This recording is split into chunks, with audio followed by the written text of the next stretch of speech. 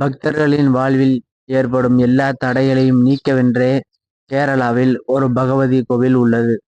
கேரள மாநிலம் மலப்புரம் மாவட்டம் காடம்புழா என்னும் இடத்தில் உள்ளது இந்த பகவதி கோவில்.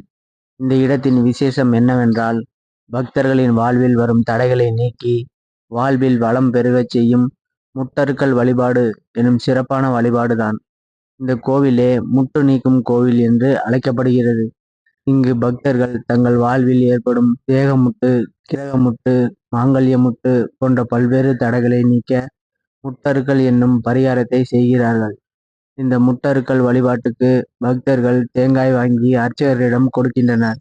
அவர் அவர்களுடைய வேண்டுதலை, அதாவது எந்த விதமான தடை, கஷ்டம், இடையூறு நீங்குவதற்காக அவர்கள் அந்த வழிபாடு செய்கின்றார்கள் என்று கேட்டறிந்து அதை அம்மன் முன்பாக அவர்கள் சார்பில் தெரிவித்து அந்த முட்டு அல்லது தடை உடைபட வேண்டிக் கொண்டு அந்த தேங்காயை உடைக்கிறார். அந்த தேங்காய் உடைபட்டவுடன் அவர்கள் வாழ்வில் ஏற்பட்ட தடை நீங்கி விடுவதாக பக்தர்கள் நம்புகிறார்கள். இந்த கோவிலில் சராசரி ஒரு நாளைக்கு 7,000 முதல் 8,000 வரை முட்டறுக்கும் வழிபாடு செய்யப்படுகிறது. ஆடி மற்றும் தை மாதம் வரும் வெள்ளிக்கிழமைகளில் ஒரு நாளைக்கு 25,000 முட்டறுக்கல் வழிபாடுகள் கூட நடைபெறுவதாக சொல்லப்படுகிறது.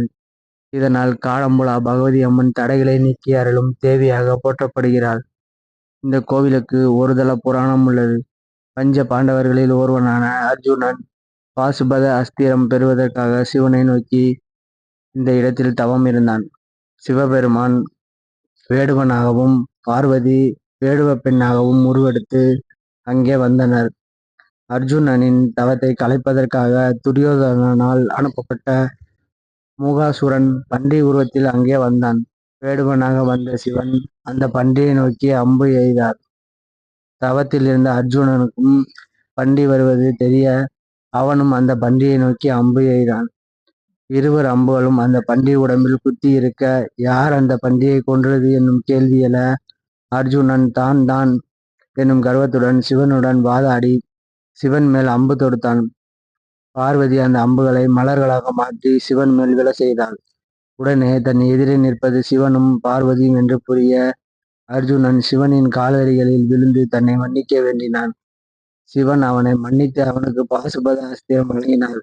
இந்த நிகழ்வு நடந்த இடத்தை மலையாளத்தில் காடன், அம்பு எய்த அலை என்று அழைத்தனர். பின்னர் அந்த பெயர் மருவி காடம்புழா என்று மாறிவிட்டது. இந்த கோவிலில் 4 அடி நீளமும் 3 அடி அகலமும் கொண்ட கருங்கல்லாலான கருவறையை உருவாக்கியுள்ளனர். இக்கல்லின் நடுவில் 5 அங்குல சுற்றளவு கொண்ட துளை இருக்கிறது. அந்த துளையில் பகவதி இருந்து முட்டருக்கு பரிகாரம் செய்ய வரும் பக்தர்களுக்கு அருள் புரிந்து வருகிறார்.